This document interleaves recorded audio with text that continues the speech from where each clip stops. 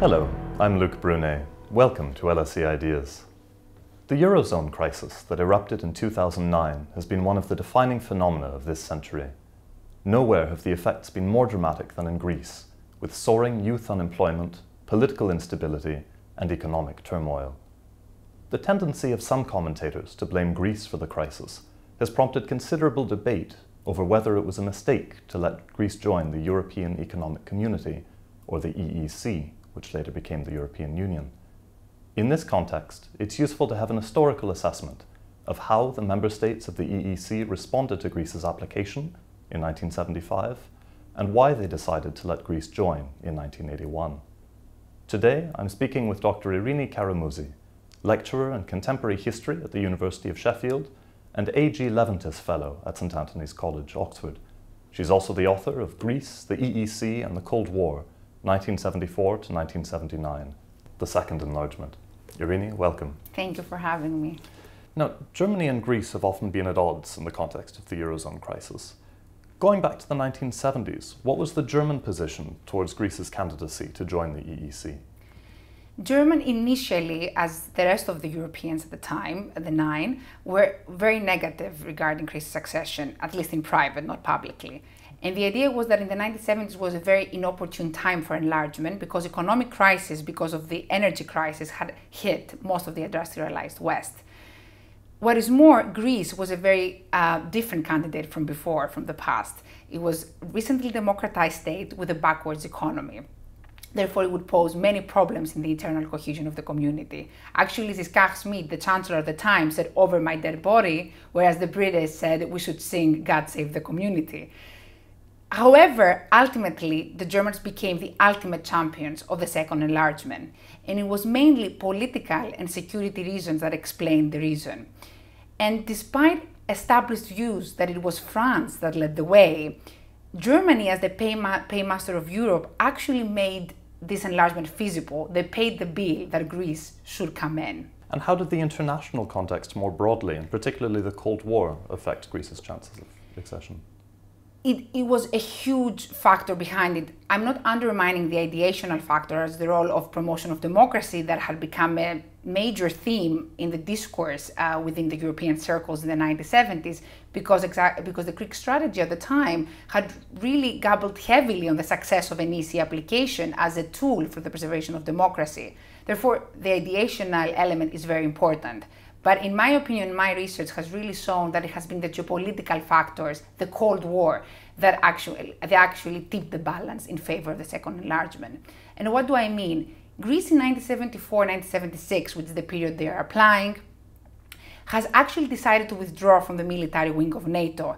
And you have a pro-Western leadership like Konstantinos Karamanlis, who was the then prime minister, deciding such a move as a reaction to what they had seen as a Western inaction towards the Turkish invasion of Cyprus, really showed you that the situation had crossed Cold War barriers. Therefore, it needed a new approach.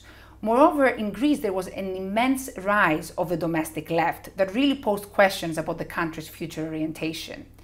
But what made the context, I would say, so important, the international Cold War, was that Greece was never considered on its own. Like the current crisis today, Greece was part of the Southern European puzzle. Portugal was undergoing a revolution with radical pro-communist officers, army officers in power.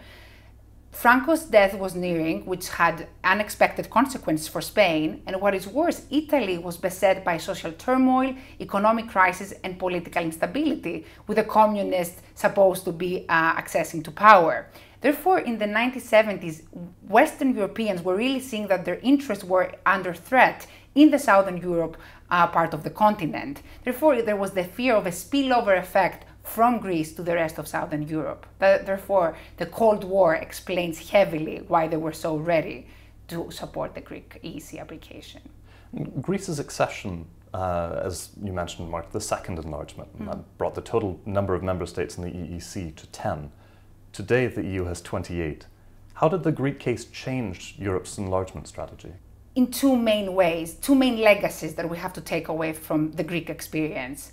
First is that for the first time with Greece, the community had to adapt to a changing nature of the prospective applicants, going from fully fledged, long-standing democracies and economic states to recently democratized, economically disadvantaged states. And that was a completely new kind of applicant.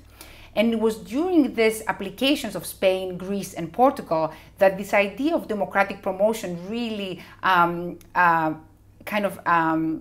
was introduced in the discourse within Europe.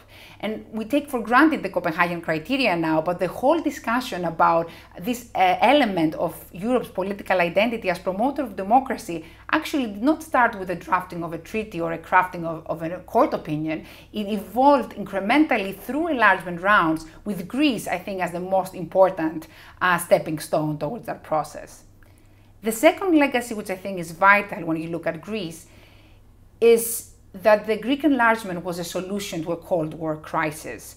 For the first time, the community realizes that it can use enlargement as a foreign policy tool and actually be rather successful, because it played the stabilizing role where the Americans couldn't. Therefore, I think this is the two kind of main legacies that you can take away from Greece. And in 2012, former French President Valéry Giscard d'Estaing, who was instrumental in welcoming Greece to join the EEC in 1981, stated that it had been a mistake to let Greece join. Do you reach the same conclusion in your book? It's very easy with the hindsight of today's crisis to claim that it was a mistake. But as historians, and that's the interesting part, you go back to the documents and you see that this was a very complex interplay of international, European, and domestic factors. So if I have to give an answer, it would be it was not a mistake. At that time, the assessment was right. It's the political and security considerations, I mean. It's very hard to recapture 40 years later the true, genuine, and dangerous political crisis that seemed to occur in Greece, how close war with Turkey was, and how real the fear of contagion was of instability from Greece to the neighboring Spain, Portugal, and Italy. Therefore, I think the highly political decision to accept Greece not only led to the second enlargement, but also really added to the community's collective weight on world stage. It is during this period in the 1970s that we really see the rise of the promise of European integration as a crucial element of transition to democracy, first in the Southern European states, but then much more in the Eastern European case of the 2004 enlargement. If I am to criticize the Greek enlargement, was that the community didn't grasp an opportunity to change how enlargement works. And I'm saying that because Greece was a very unique applicant. Recently democratized, as I said, backward economy. You couldn't deal with that country the same you did with the previous enlargement when you had Britain, Ireland, and Denmark. However, the Europeans seemed so attached to this accession doctrine that seemed to serve more the interest of the member states than the applicant's actual capacity to adapt to the acquis, to the set of rules.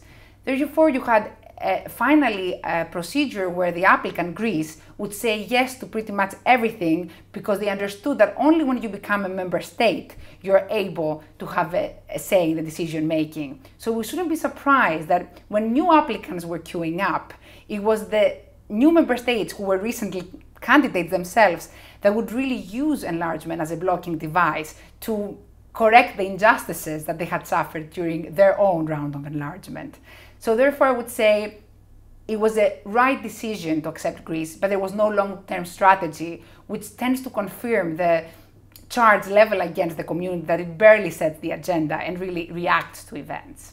Eirini Karamouzi, thanks very much. Thank you.